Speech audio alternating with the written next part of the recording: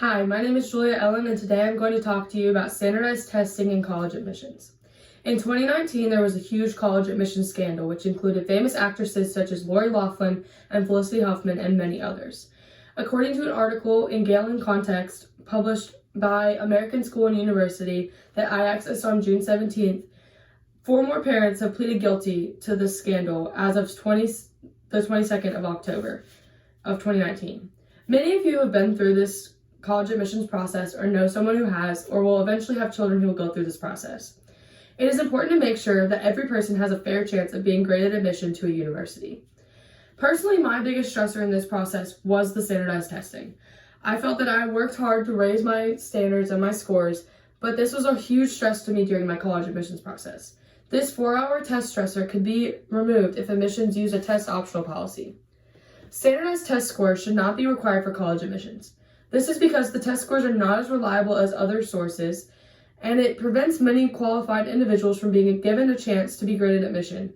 And lastly, it tends to leave individuals from lower socioeconomic backgrounds at a disadvantage during college admissions. I will first discuss how these tests lack the representation of qualities from each student.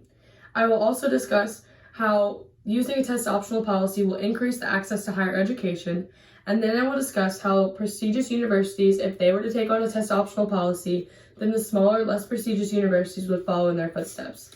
I will now talk about how these tests lack representation of students' academic strengths.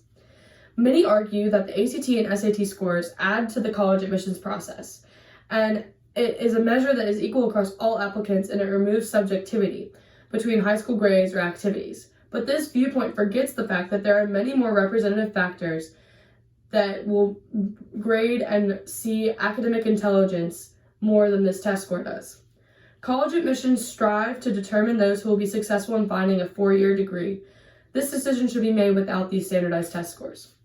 According to a book written by George Elford, published by Scarecrow Press, that I accessed on June 17th, there was a study conducted by Cliff Edelman.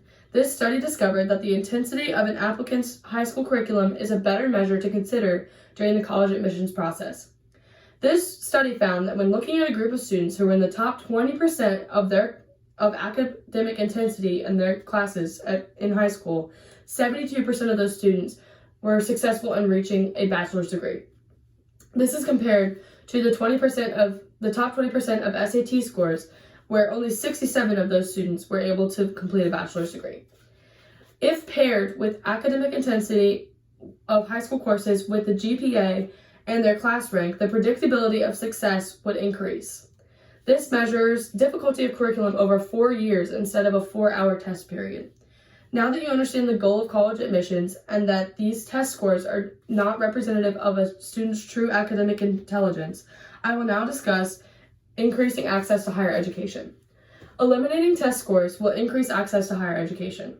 Most universities do not require test scores for international students because this makes college more accessible to them, because these exams are harder for them to find the resources to take. But the same would be true if test optional policies were to be completely accepted widely by many other universities across the United States.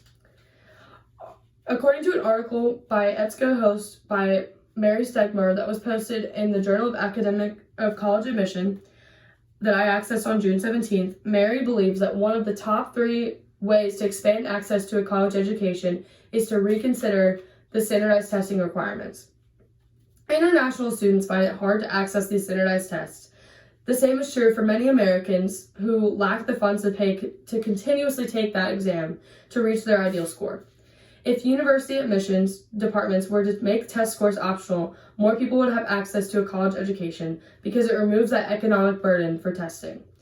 By implementing a test optional policy, this appeals to the audience of all applicants, and it makes them feel more comfortable and more welcomed in the college admissions process. As you can see, if we were to implement a test optional policy, education will be more accessible.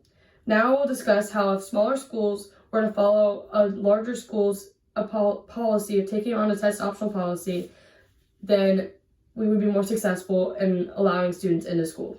If more people were to speak up about the inequity of standardized tests, we may be able to convince more prestigious schools to change to a test optional policy.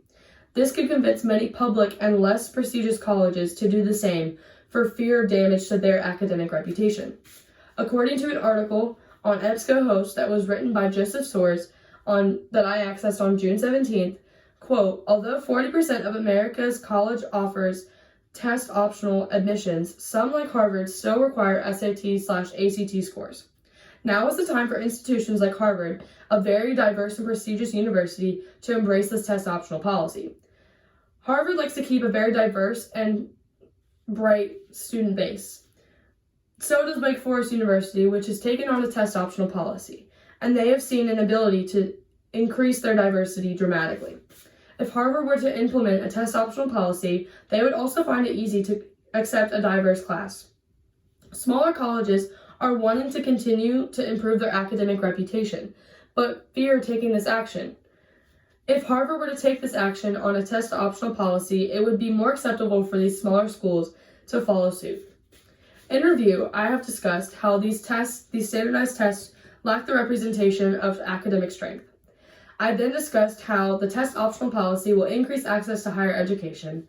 And lastly, I discussed how smaller universities would follow in the footsteps of larger universities if those larger universities were to take on a test optional policy. In conclusion, if universities were to take on these policies, Americans would see the benefits. Americans should show concern to state governments and get the ball rolling so that progress can be made. If Americans should stand up for what they believe in and lobby the state elected officials, they could implement the test optional policy at public institutions. Are there any questions? Thank you.